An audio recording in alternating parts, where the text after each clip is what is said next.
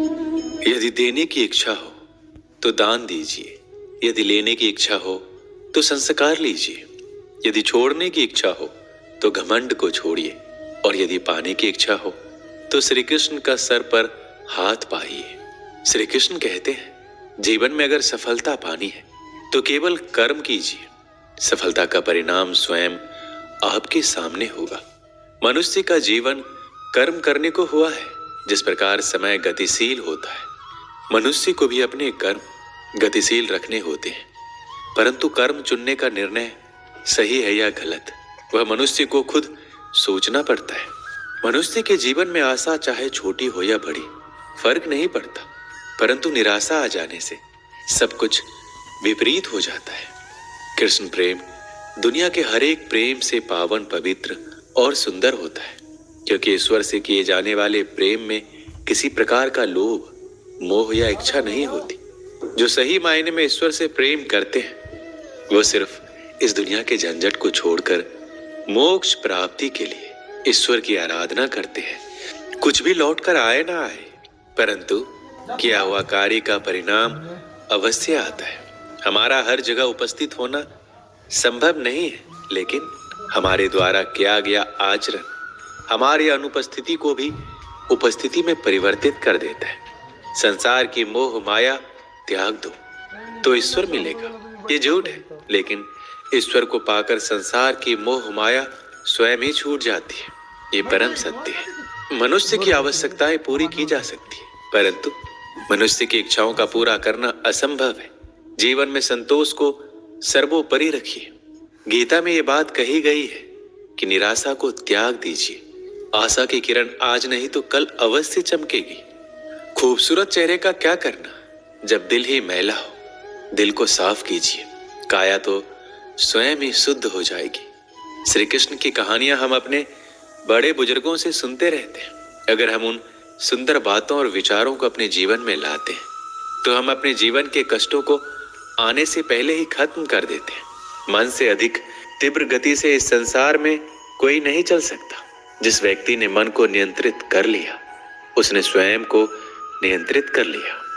क्रोध मनुष्य का सबसे बड़ा शत्रु होता है। अधिक क्रोध करने से बुद्धि भ्रष्ट होती है, और भ्रष्ट बुद्धि वाले व्यक्ति का जिंदगी नष्ट हो जाती है। श्री कृष्ण कहते हैं, व्यक्ति के विचार ही उसके चरित्र का निर्माण करते हैं। यदि विचार स्वच्छ है तो चरित्र स्वतः ही सुंदर हो जाता है। अच्छे लोगों की श्री कृष्ण हमेशा परीक्षा लेते हैं, परंतु हमेशा साथ रहते हैं। बुरे लोगों को भी कृष्ण भले ही सब कुछ देते होंगे, परंतु साथ कभी नहीं रहते।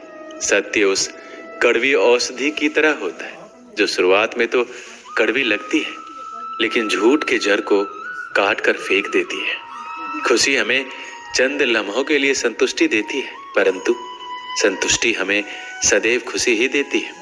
मनुष्य का आचरण सदैव यही रहा है, जो मिला है वह गिना नहीं, और जो नहीं मिला उसे गिनना भूला नहीं। जो व्यक्ति श्री कृष्ण के हर फैसले पर विश्वास रखता है उसे ये दुनिया कभी डिगा नहीं सकती।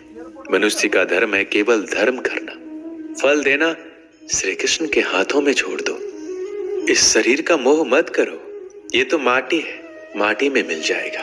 अमर तो आत्मा है जो परमात्मा में मिल जाएगी। लोग अपने शरीर को सुंदर बनाने में लगे रहते हैं, पर आत्मा की सुंदरता शरीर की सुंदरता से कहीं ज्यादा महत्वपूर्ण है। शरीर तो नश्वर है, मिट्टी में ही मिल जाता है, पर आत्मा अमर है, इसलिए आत्मा की सुंदरता पर ध्यान दो। कभी कभी विपरीत परिस्थितियां हमारी वर्तमान स्थिति को अच्छा करने के लिए आती है। मन चंचल होता है, यह इधर उधर भागता है और किसी भी कार्य की एकाग्रता का दुश्मन है। लेकिन यदि यह व्यक्ति के वश में हो जाए तो इससे अच्छा कोई मित्र नहीं है। मन को एकाग्र करना जरूरी है, बस थोड़े से प्रयास और अभ्यास की जरूरत है। जो आपके साथ हर पल खड़ा रहे उसका साथ कभी मत छोड़ो। जो आपका समय आने पर आपका साथ छोड़ दे उसकी तरफ मुड़कर कभी मत देखो। संबंध निभाने के लिए केवल बातें बड़ी करना पर्याप्त नहीं है, बल्कि एक दूसरे के भाव समझना पर्याप्त है। जिस व्यक्ति को हारने और जीतने से कोई प्रभाव नहीं पड़ता वह व्यक्ति दूसरों की जीत में भी खुशियां मनाता है। जब सारे रास्ते बंद हो जाए तो श्री कृष्ण एक ऐसा रास्ता खोलते हैं जिसे चाहते हुए भी कोई बंद नहीं कर सकता। अगर आप दूसरे से अच्छे की आशा रखते हैं तो सामने वाले के साथ आप भी बुरा करके उसे निराश ना करें। जिस व्यक्ति का खुद के मन पर ही कोई नियंत्रण ना हो वह वास्तव में स्वयं का ही शत्रु बन बैठता है। श्री कृष्ण कहते हैं, जब भी आप कोई बुरा कार्य करते हो या अच्छा कार्य करते हो, आपको लगता है कोई देख नहीं रहा, तो यहाँ श्री कृष्ण कहते हैं कि तुम जो कुछ भी कर रहे हो मेरी दृष्टि सदैव तुम पर है। इसलिए ये मत समझे कि आप अकेले हैं, आपके साथ श्री कृष्ण सदैव है। जो कुछ हुआ अच्छे के लिए हुआ है, जो हो रहा है अच्छे के लिए हो रहा है, जो होगा वो भी अच्छे के लिए ही होगा। तो सकारात्मक रहो और अपना कर्म करो। हमारी सफलता और असफलता इस बात पर निर्भर करती है कि हम खुद पर कितना विश्वास करते हैं। व्यक्ति जो चाहे बन सकता है यदि पूरे विश्वास के साथ अपने लक्ष्य पर लगातार चलता रहे। श्री कृष्ण कहते हैं कि वो किसी भी भाग्य के निर्माता नहीं है, व्यक्ति खुद ही अपना भाग्य लिखता है। आप जैसा बीज बोएंगे आप वैसा ही फसल काटेंगे, आप जैसा कर्म करेंगे आपको वैसे ही परिणाम मिलेंगे। यदि विद्यार्थी मन लगाकर पढ़ाई करेंगे तो परीक्षा में सफल होंगे। इसलिए हर व्यक्ति का भाग्य तभी बदलेगा जब वो ऐसे कर्म करेगा।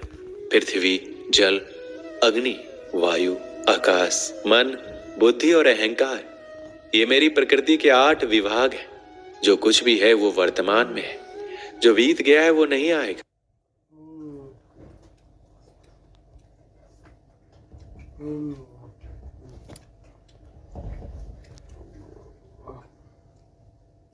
तेलवा के ढकली ना कि से तेलवा के वो सब अपने पास ही काढ़ी रहले, झाड़ का भी रहले। तेल कन का मन का होई।